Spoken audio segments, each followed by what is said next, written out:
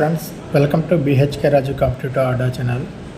ఈరోజు మనం intermediate first year Geography సంబంధించినటువంటి 4వ యూనిట్ భూ స్వరూప శాస్త్రం గురించి తెలుసుకుందాం. ఫ్రెండ్స్, మనకు first lesson, second lesson, third lesson అనేది మన బిహెచ్కే రాజు కాంపిటేటివ్ ఆడా ఛానల్లో ప్లే లిస్ట్లో ప్రొవైడ్ చేయడం జరిగింది. ఫ్రెండ్స్, మీరు ఆ వీడియోస్ చూడొచ్చు.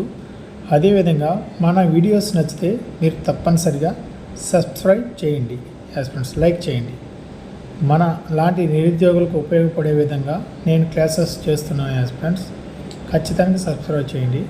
ఓకే, ఈరోజు మనం లెసన్లోకి పోయి స్టార్ట్ చేద్దాము. ఫ్రెండ్స్, ఈ భూ స్వరూప శాస్త్రం ఇక్కడ వచ్చేసి సబ్ టాపిక్స్ ఇచ్చారు. చూడండి ఫ్రెండ్స్, సబ్ టాపిక్స్ అనేటివి ఎన్ని ఉన్నాయంటే దాదాపు చూడండి ఎన్ని ఉన్నాయి. భూ స్వరూప శాస్త్రం, నిర్వచనం, పరిధి, ప్రధాన భూస్వరూప శాస్త్రం, ప్రధాన భూస్వరూప శాస్త్రం, పర్వతాలు, ప్రధాన భూస్వరూప శాస్త్రం, పీఠభూములు, అదేవిధంగా మైదానాలు, అదేవిధంగా భూస్వరూప ప్రక్రియలు, అదేవిధంగా శిల శైథిల్యం, భూస్వరూప ప్రక్రియలు, పదార్థ రాశి నాశనం, భూస్వరూప ప్రక్రియలు, క్రమక్షయం, అదేవిధంగా భూస్వరూప ప్రక్రియలు, నిక్షేపణం, అదేవిధంగా పవనాలు, భూ స్వరూపాలు, అదేవిధంగా నది భూ స్వరూపాలు, తీర ప్రాంత భూ స్వరూపాలు, వాటి యొక్క నమూనా ప్రశ్నలు. ఇవన్నీ వచ్చేసి సబ్ టాపిక్స్. ఫ్రెండ్స్, వీటి గురించి మన టెక్స్ట్ బుక్లోని ప్రతి లైన్ టు లైన్ ఎక్స్ప్లెయిన్ చేస్తాను, వినండి. మీకు ఈ యొక్క పీడిఎఫ్ కావాలంటే మన యూట్యూబ్ ఛానల్లో లింక్ ఉంటుంది. ఫ్రెండ్స్, అక్కడ జాయిన్ కావండి. మన టెలిగ్రామ్ ఛానల్లో ఈ పీడిఎఫ్ అనేది ప్రొవైడ్ చేసిన డౌన్లోడ్ చేసుకొని మీరు చదువుకోవచ్చు. ఫ్రెండ్స్, ఓకే, మరి లెసన్లోకి వెళ్దాం, స్టార్ట్ చేద్దాం. ఫ్రెండ్స్, భూస్వరూప శాస్త్రం, నిర్వచనం, పరిధి గురించి ఇప్పుడు తెలుసుకుందాం. ఫ్రెండ్స్, భూ ఉపరితలం లేదా మానవుని సహజ పరిసరాలు లేదా పర్యావరణం, వాతావరణం, శిలావరణం, జలావరణం మరియు జీవావరణం అనే 4 అంశాల కలయిక వల్ల ఏర్పడింది ఈ యొక్క భూస్వరూప శాస్త్రం అనేది. శిలావరణాన్ని అధ్యయనం చేసే భూగోళ శాస్త్ర శాఖను భూస్వరూప శాస్త్రం అని అంటారు. శిలావరణాన్ని అధ్యయనం చేసి భూగోళ శాస్త్ర శాఖను ఏమంటారంటే భూస్వరూప శాస్త్రం అని అంటారు. ఫ్రెండ్స్, అదేవిధంగా ఇక్కడ ఒక నిర్వచనం ఇచ్చారు, చూడండి. నిర్వచనం అనేది భూస్వరూపాలను గురించి, వాటిని నిర్మాణానికి దోహదం చేసే ప్రక్రియల గురించి నిర్వహించే శాస్త్రీయ అధ్యయనాన్ని భూస్వరూప శాస్త్రం అని అంటారు. ఫ్రెండ్స్, ఏమంటే భూస్వరూపాల గురించి, వాటి యొక్క నిర్మాణానికి దోహదం చేసే ప్రక్రియలు గురించి నిర్వహించే శాస్త్రాన్ని భూస్వరూప శాస్త్రం అని అంటారు. ఫ్రెండ్స్, ఇది వచ్చేసి గ్రీక్ భాషలో జియో అంటే ఏమిటంటే భూమి అని అర్థం. ఫ్రెండ్స్, మోర్ అంటే రూపం అని అర్థం. ఫ్రెండ్స్, లోగోస్ అంటే జ్ఞానం అని అర్థం. ఈ పదాలు అనేటివి మీరు గుర్తుపెట్టుకోవాలి. ఫ్రెండ్స్, మీకు ఎక్స్ప్లెయిన్ చేస్తున్న ప్రతిదీ వినండి ఏకాగ్రతగా. తర్వాత పీడిఎఫ్ ఒకసారి చదవండి, మీకు అయిపోతుంది. ప్రాక్టీస్ ఎగ్జామ్స్ రాయండి. ఫ్రెండ్స్, డిఎస్సి అనేది తప్పనిసరిగా వస్తుంది. అదేవిధంగా సహజ మానవ జనిత ప్రక్రియల ద్వారా భూస్వరూప ఏర్పడతాయి. అంతర్బలాల ద్వారా అగ్ని పర్వతాల ప్రక్రియల వల్ల భూ ఉపరితలంపై పైకి నెట్టబడి తదుపరి మార్పు చెందటం వల్ల భూమౌర్యతలం, భూ అంటే భూ ఉపరితలం మీద దృశ్యం ఏర్పడుతుంది. ఈ విధంగా సహజ మానవ జనిత ప్రక్రియల ద్వారా భూస్వరూపాలు అనేటివి ఏర్పడతాయి. ఫ్రెండ్స్, అంతర్బలాలు అగ్నిపర్వత ప్రక్రియల వల్ల భూ ఉపరితలంపై నెట్టబడి తదుపరి మార్పు చెందడం వల్ల భూమి ఉపరితలం దృశ్యం మీద ఏర్పడుతుంది. ఇది యాస్పెక్ట్స్. ఇక్కడ మనం క్రమక్షయం, పదార్థ రాశి నాశనం ప్రక్రియల ద్వారా వికోసీకరణం అనేది సంభవించి తత్ఫలితంగా ఏర్పడ్డ అవక్షేపం వచ్చేసి వేరొక చోటుకు రవాణా చేయబడి భూ ఉపరితలం మీద కానీ సముద్రాలలో కానీ నిక్షేపించబడతాయి. యాస్పిరెంట్స్.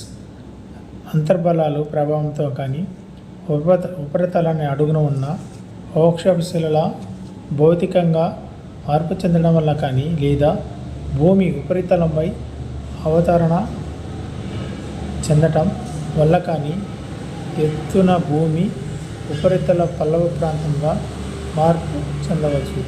ఈ ప్రక్రియలన్నీ శీతోష్ణ స్థితి, పర్యావరణం, మానవ కార్యకలాపాలకు ప్రభావాన్ని అవుతాయి. యాస్పిరెంట్స్. ఇప్పుడు ఈ పరిధి గురించి మనం తెలుసుకుందాం. పరిధి అనేది భూస్వరూప శాస్త్ర పరిజ్ఞానం అనేది మనకు శీతోష్ణ స్థితిలో సంభవించే మార్పుల ప్రభావాన్ని అధ్యయనం చేయటం, ప్రకృతి విపత్తులను అంచనా వేయటం, రక్షణ చర్యలను చేపట్టడం, నది ప్రవాహాన్ని నియంత్రించడం, పునరుద్ధరించడం, తీర ప్రాంతాలు సంరక్షించడం తగిన చర్యలను చేపట్టడం మొదలైన రంగాలలో ప్రత్యక్షంగా ఉపయోగపడుతుంది. యాస్పిరెంట్స్. దీని యొక్క పరిధి అనేది. అదేవిధంగా ఇప్పుడు ప్రధాన భూస్వరూపాలు పర్వతాలు గురించి ప్రధాన భూస్వరూపాల పర్వతాల గురించి తెలుసుకుందాం. యాస్పిరెంట్స్. ప్రధాన భూస్వరూపాల పర్వతాల గురించి తెలుసుకుందాం. భూస్వరూపాలన్నింటిలో పర్వతాలు మానవుడికి అత్యంత ప్రధానమైనవి.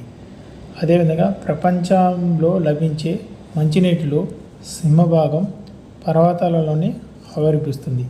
సాధారణంగా ప్రధాన నదులు జన్మస్థలాలని పర్వతాలలోనే ఉంటాయి.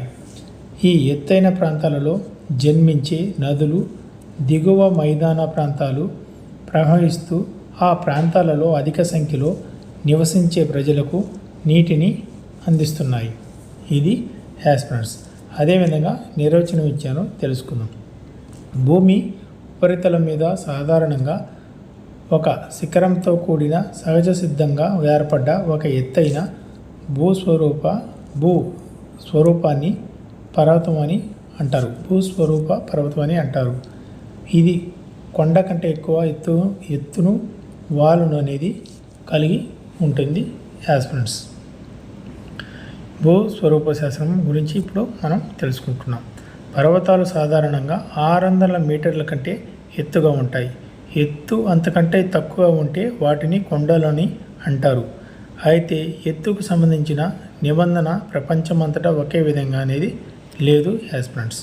ఇక్కడ పలకలు ఇచ్చారు చూడండి. ఏ పలక ఎక్కడెక్కడ ఉన్నదో చూడండి. యాస్పిరెంట్స్. మీకు ఎక్స్ప్లెయిన్ చేస్తున్నాను. ఇక్కడ యురేసియా పలక ఉంది చూడండి. యాస్పిరెంట్స్. అదేవిధంగా ఇక్కడ టిబెట్ పీఠభూమి ఉంది. ఇక్కడ హిమాలయ పర్వతాలు ఉన్నాయి. ఇక్కడ ఇండియా. ఇక్కడ గంగా మైదానం. ఇక్కడ మన ఇండియా మ్యాప్ ఉంది చూడండి. యాస్పిరెంట్స్. ఇక్కడ గంగా మైదానం, ఎవరెస్ట్ శిఖరం, దక్కన్ ప్లాటో, హిందూ మహాసముద్రం అనేది ఇచ్చారు చూడండి. అప్పుడు టెక్స్ట్ బుక్లో మ్యాప్ అనేది ఇచ్చారు చూడండి. యాస్పిరెంట్స్. పర్వత ప్రాంతాలలో 1/5 వంతు భూభాగాన్ని ఆక్రమిస్తున్నాయి. ఇవి ప్రపంచంలో 3/4 వంతు దేశాలలో ఉన్నాయి. ప్రపంచ జనాభాలో 10% మంది పర్వత ప్రాంతాలలో జీవిస్తున్నారు. ఒక పర్వతం అత్యున్నత స్థానాన్ని శిఖరాగ్రం అని, మానవుడు చేరుకోగలిగే అత్యున్నత ప్రాంతాన్ని శిఖరం అని అంటారు. పర్వతం యొక్క ఎత్తును సముద్రం మట్టం నుండి కొలుస్తారు. ఏదైనా ఒక పర్వతం యొక్క ఎత్తును సముద్రం మట్టం నుండి కొలుస్తారు. యాస్పిరెంట్స్. అయితే పర్వతం యొక్క పొడవును, దాని పీఠం, అది నీటిలో మునిగి ఉన్నప్పటికీ దాన్ని కొలుస్తారు. యాస్పిరెంట్స్. ఆ పొడవును కొలుస్తారు. అదేవిధంగా ఇది ఇక్కడ ఇచ్చారు చూడండి. పర్వతం అత్యున్నత స్థానాన్ని శిఖరాగ్రం అని అంటారు. అదేవిధంగా ఇప్పుడు మనం చూసినట్లయితే అదేవిధంగా ప్రపంచంలో అత్యున్నత ఎత్తైన పర్వతం వచ్చేసి ఎవరెస్ట్ శిఖరం. ఇది ఆసియాలో ఖండంలో నేపాల్, చైనా దేశాలలో సరిహద్దుల్లో ఉంది. ఏముందంటే ఎవరెస్ట్ శిఖరం అనేది ప్రపంచంలోనే అత్యంత ఎత్తైన శిఖరము ఫ్రెండ్స్. దీని ఎత్తు వచ్చేసి 8,848 మీటర్లు అనేది ఉంటుంది. అదేవిధంగా ప్రపంచంలో అత్యంత పొడవైన పర్వతం మనా కియా. ఇది అమెరికా సంయుక్త రాష్ట్రాలలో హవాయి దీవులలో ఒక దీవి. దీని పొడవు వచ్చేసి 10,203 మీటర్లు అనేది ఉంటుంది ఫ్రెండ్స్.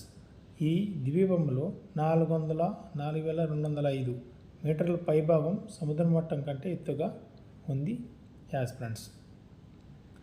అదేవిధంగా ఇక్కడ ఇచ్చినట్టు మన సౌర కుటుంబం సోలార్ సిస్టంలోని అత్యున్నత పర్వతం ఒలంపస్ మాన్స్ అనేది ఉంటుంది ఫ్రెండ్స్. ఇది అంగారక లేదా కుజగ్రహం మీద ఉంది. ఏదనేది ఒలంపస్ మాస్ అనే అత్యున్నత పర్వతం అనేది. ఇది 27,000 కిలోమీటర్లు అనేది ఎత్తు అనేది ఉంది ఫ్రెండ్స్.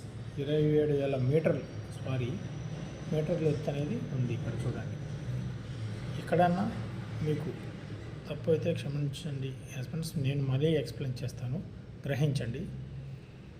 ఎక్స్ప్లెయిన్ చేసే విధానంలో కొంచెం పొరపాటు జరిగితే క్షమించండి అని అడుగుతున్నాను.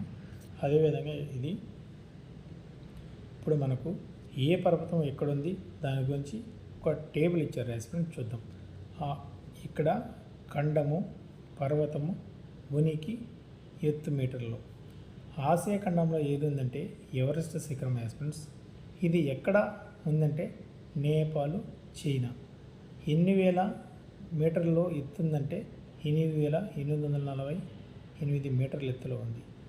ఉత్తర అమెరికాలో ఉంది వచ్చి ఏముంది మెక్ కిన్లీ అనే పర్వతం ఉంది. ఇది ఎక్కడ ఉందంటే యుఎస్ఏలో అలాస్కాలో ఉంది. దీని యొక్క ఎత్తు వచ్చేసి 6,194 కిలోమీటర్లు ఫ్రెండ్స్. అదేవిధంగా దక్షిణ అమెరికాలో వచ్చేసి అకాన్కాగ్వా అనే పర్వతం ఉంది. ఇక్కడ దక్షిణ అమెరికా ఉంది కదా, ఇక్కడ ఉంది, ఇక్కడ ఉంది అకాన్కాగ్వా. ఇక్కడ రెండో అర్జెంటీనా. నేను దక్షిణ అమెరికాకు ఆకలి అవుతుంది అర్జెంటుకి వెళ్ళాలని గుర్తుపెట్టుకోండి. ఆ విధంగా మీకు గుర్తుండొచ్చు. 6,962 కిలోమీటర్లు ఉంటుంది ఫ్రెండ్స్. ఐరోపాలో వచ్చేసి ఎల్బ్రస్. ఇది వచ్చి రష్యాలో ఉనికి అనేది ఉంది. Russia, France. దీని యొక్క మీటర్ వచ్చి 5,642 మీటర్లలో ఎత్తైన మీటర్లో ఉంది. అదే ఆఫ్రికాలో వచ్చేసి కిలిమంజారో. ఇది ఎక్కడ ఉంది? టాంజానియాలో ఉంది. 5,895 మీటర్లు అనేది ఉంది. అదేవిధంగా ఓషియోనియా అనేది ఆస్ట్రేలియాలో ఉంది ఫ్రెండ్స్. పుపునెగిమియా అది పొంకు షాయా. ఇక్కడ వచ్చేసి పర్వతం అనేది పుపు ను గియాలో ఉంది. ఇది ఎక్కడ అంటే ఇండోనేషియాలో ఉంది. ఎన్ని వేల కిలోమీటర్ అంటే ఎన్ని మీటర్ల ఎత్తులో ఉందంటే 4,884. అంటార్కిటికాలో వచ్చి విన్సన్ మాసిఫ్ అనేది ఉంది. ఇది వచ్చి 4,897 కిలోమీటర్లు ఉంది ఫ్రెండ్స్. ఇది ఈ పట్టిక ఎక్కడంటే ఇక్కడ మెయిన్ వచ్చేసి నాకు తెలిసి ఆసియా, దక్షిణాఫ్రికా, ఆఫ్రికా, ఓషియనియా ఎక్కడ ఇవి అడగచ్చు ఫ్రెండ్స్. ఈ టైం టేబుల్ ఎలాంటి డిఎస్సి కానీ ఏ పాయింట్ ఆఫ్ లైన్ అడగచ్చు. మీరు ప్రతిదీ గుర్తుపెట్టుకోవాలి, ఎగ్జామ్ రాయాల్సిందే ఫ్రెండ్స్. ఇది ఒక సివిల్స్ లాంటిది, మినీ సివిల్స్ అంటారు. అదేవిధంగా ఇప్పుడు పర్వతాల వర్గీకరణ మరియు ప్రపంచ విస్తరణ గురించి తెలుసుకున్నాం.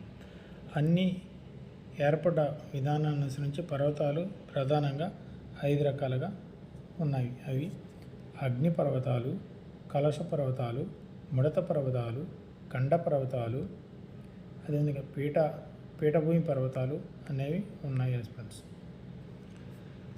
ఇప్పుడు మనం అగ్ని పర్వతాల గురించి తెలుసుకుందాం. అగ్నిపర్వతాలు భూ అంతర్భాగం నుండి ఉపరితలానికి శిలాద్రవం, అగ్నిపర్వతం, భస్మం, వాయువులను విడుదల చేసి భూపటలం నందలి రంధ్రం, విదారం అంటే పగుళ్ళు, దీనిని అగ్నిపర్వతం అని అంటారు. ఏదైతే భూ అంతర్భాగం నుండి ఉపరితలానికి శిలాద్రవం ఇలా లావా అనేది వస్తుంది, అగ్నిపర్వతం యొక్క భస్మం వాయువులను విడుదల చేసి భూపటలం నందలి రంధ్రం లేదా విదారం అనే అగ్నిపర్వతం అని అంటారు. ఫ్రెండ్స్ ఇక్కడ మనకు చూడండి ఫ్రెండ్స్, ఇక్కడ అగ్నిపర్వతాలు అనేటివి ఎలా ఏర్పడుతున్నాయో చూడండి. ఈ విధంగా ప్రవాహం అనేది ఎలా ఉంటుంది ఫ్రెండ్స్. ఇది మధ్య సముద్రం, ఇది యొక్క కటకం ఫ్రెండ్స్. చూడండి, ఈ గొట్టం నుండి ఇలా వచ్చి లావా అనేది ఈ విధంగా పిలువకోవడాన్ని అగ్నిపర్వత దీపం అనేది ఏర్పడుతుంది. ఇలా రావడాన్ని మధ్య సముద్ర కటకం, ఇలా అమెరికన్ ప్లేటు, యూరేషియా దీపం. ఈ పటం చూస్తే మీకు ఎలా అగ్నిపర్వతాలు అనేవి ఏర్పడతాయి అనేది తెలుసుకోవచ్చు ఫ్రెండ్స్. చూడండి అగ్నిపర్వతాలు ఎలా ఉన్నాయి చూడండి.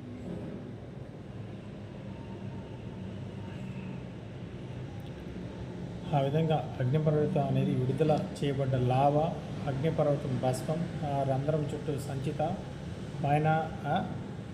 సంచితమైనందువల్ల శిఖరం వద్ద జ్వాలా బిలాన్ని చాలా వరకు శంకు ఆకారంలో ఏర్పడే ఎత్తైన పర్వతం సాధారణంగా అగ్నిపర్వతం అని పిలుస్తారు. 1960 దశకంలో చివరిలో విరూపకారక పలక సిద్ధాంతం ప్రాచుర్యం పొందడం వల్ల ప్రస్తుతం భూమి మీద ఉపరితలానికి సంబంధించి అనేక అంశాల గురించి శాస్త్రవేత్తలు విశ్లేషణాత్మకంగా వివరించారు. ఈ సిద్ధాంతం ప్రకారం అనుసరించి భూ ఉపరితలం కొన్ని అతిపెద్ద శిలాపలకాలను సమూహారంగా ఏర్పడిందని, ఈ పలకలు పరస్పరం నెమ్మదిగా కదులుతూ ఉంటాయి ఫ్రెండ్స్.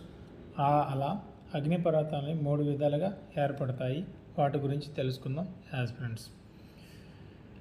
పక్కన ఉండే 2 పలకలు ఒకదానికి ఒకటి మరొకటి దూరంగా జరిగినప్పుడు ఇలా దూరంగా జరిగినప్పుడు ఆ ఖాళీ అనేది ఇక్కడ ఉండే ఖాళీ అనేది భర్తీ చేయడానికి కింద నుండి లావా పెళ్ళబెక్కిన చోట్ల పొడవైన అగ్నిపర్వత శ్రేణులు అనేవి ఏర్పడతాయి ఫ్రెండ్స్. పసిఫిక్, అట్లాంటిక్ మహాసముద్రాలు, హిందూ మహాసముద్రాల మధ్య ఏర్పడే రిడ్జెస్ ఈ విధంగానే ఏర్పడ్డాయి ఫ్రెండ్స్. అట్లాంటిక్ మహాసముద్రంలో ఏర్పడ్డ రిడ్జు ప్రపంచంలోనూ అత్యధిక పొడవైన పర్వత శ్రేణి. ఎక్కడ? అట్లాంటిక్ మహాసముద్రంలో ఏర్పడ్డ రిడ్జు. ఈ పర్వత శ్రేణిలో కొన్ని పర్వత శిఖరాలు సముద్రం మట్టం కంటే ఎత్తుగా ఉండి ద్వీపాలుగా ఏర్పడ్డాయి. ఆ ద్వీపాలు అంటే చూడండి ఫ్రెండ్స్, ఉదాహరణతో ఐస్లాండు, అజోర్స్ ద్వీపాలు, కెనరీ ద్వీపాలు, ఇవి ఏర్పడ్డ ద్వీపాలు ఫ్రెండ్స్. రెండవ విధంగా ఎలా ఏర్పడతాయో చూడండి. ఇక్కడ ఏ విధంగా ఏర్పడే పాయింట్ల రూపంలో వచ్చారు.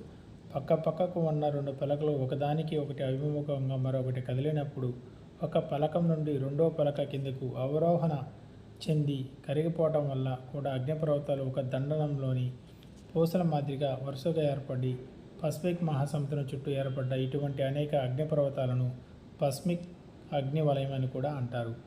మధ్యధరా సముద్రంలో మధ్య ప్రపంచ మేకలను అని కూడా మధ్య ప్రపంచ మేకలుగా పిలువబడే అగ్నిపర్వత శ్రేణి కూడా ఈ విధంగా ఏర్పడ్డాయి. పై 2 రకాల అగ్నిపర్వతాల పలకలు అంచులతో ఏర్పడ్డాయి. ఇక 3వ రకం అగ్నిపర్వత శ్రేణి పలక మీద తాపస్థితి హాట్స్పాట్ మీదుగా కదిలినప్పుడు ఏర్పడుతుంది. తాపస్థితి అంటే ఏమిటంటే భూపటలం దిగువన ఉన్న మాగ్మా రాశి. ఇది అప్పుడప్పుడు భూమి ఉపరితలం మీదకు శిలాద్రవం విడుదల చేస్తుంది ఫ్రెండ్స్. అనేక అగ్నిపర్వతాల దీవులు ఈ విధంగానే ఏర్పడ్డాయి ఫ్రెండ్స్. ఇప్పుడు మనం ఈ ఏర్పడ్డ దీపాలకు ఉదాహరణలు కూడా చూడండి. హవాయి దీపాలు, అదేవిధంగా టువో మెట్లు అనేవి ఏర్పడ్డాయి ఫ్రెండ్స్. ఇప్పుడు మనం కలశ పర్వతాల గురించి తెలుసుకుందాం. భూమ్యవంతర భాగం నుండి శిలాద్రవం భూపటలంలోనికి చొచ్చుకొని వచ్చి పైన ఉన్న రాతి పొరలను లేపినప్పుడు భూమి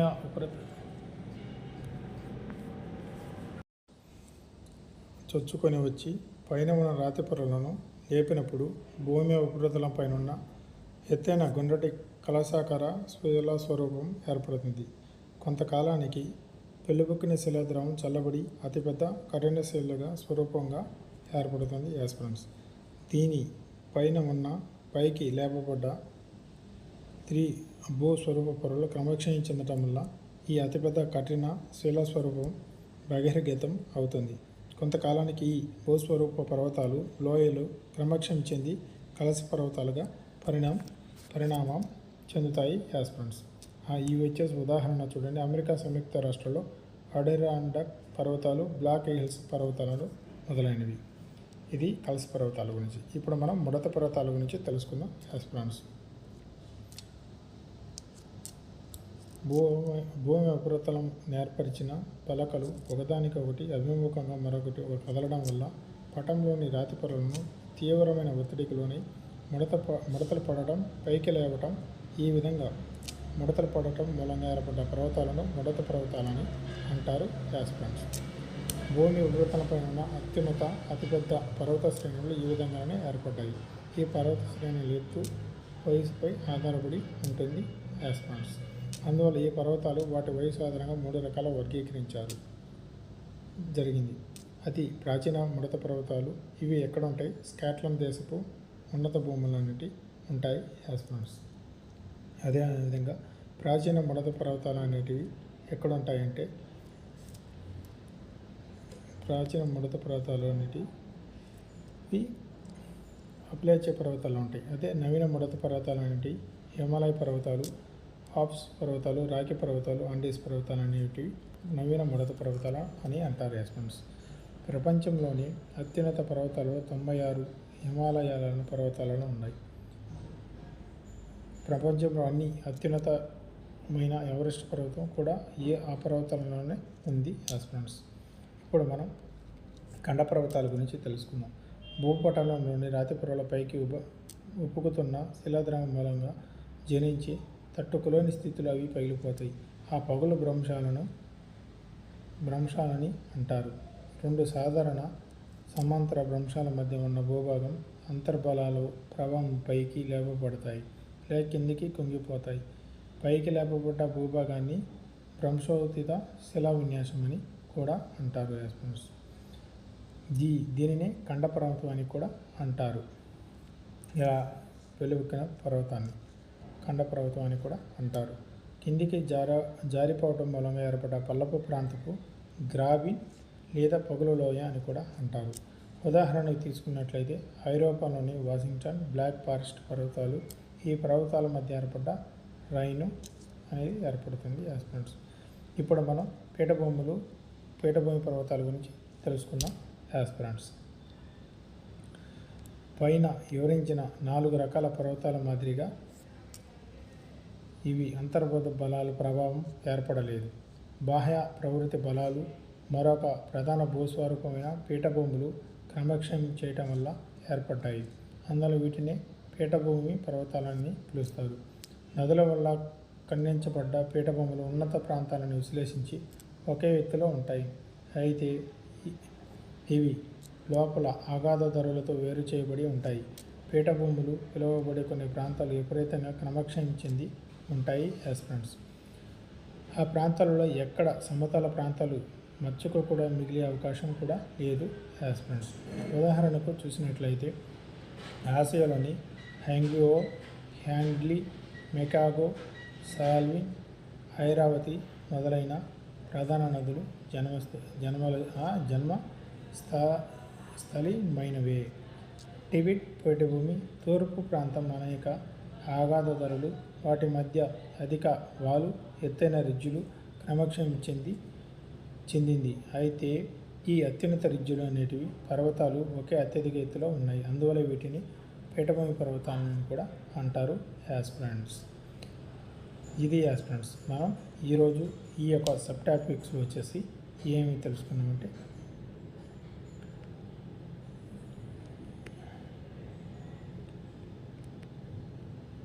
మీకు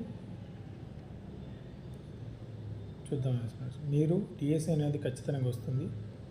ఇది భూ స్వరూప శాస్త్రం అనేది ఇది పెద్ద యూనిట్ ఫ్రెండ్స్. ఇది మనం పార్ట్లుగా పార్ట్ 1 పార్ట్లుగా ఒక 4-5 పార్ట్లుగా వస్తుంది. ఫస్ట్ పార్ట్లో వచ్చేసి మనం ఏమేమి చెప్పినామంటే భూ స్వరూప శాస్త్రం నిర్వచనం పరిధి గురించి తెలుసుకున్నాం. అదేవిధంగా భూ స్వరూప శాస్త్రం గురించి తెలుసుకున్నాం. అదేవిధంగా భూ స్వరూప శాస్త్రం పర్వతాల గురించి మీ 3 సబ్ టాపిక్స్ గురించి ఎక్స్ప్లెయిన్ చేసిన ఈ వీడియోలో ఫ్రెండ్స్ నేర్చుకోండి. బాగా డిఎస్సి ఎగ్జామ్స్ రాస్తారని కోరుకుంటూ మన బిహెచ్కే రాజు కాంపిటేటివ్ అడ్డా ఛానల్ తరఫున కోరుకుంటున్నాను ఫ్రెండ్స్. మీకు మన ఛానల్ యొక్క వీడియోస్ నచ్చినట్లయితే తప్పనిసరిగా సబ్స్క్రైబ్ చేయండి. మీరు ఎంత సపోర్ట్ చేస్తే నేను మీకు అలాగా వీడియో చేసి అప్లోడ్ చేస్తుంటా ఫ్రెండ్స్. Okay, bye.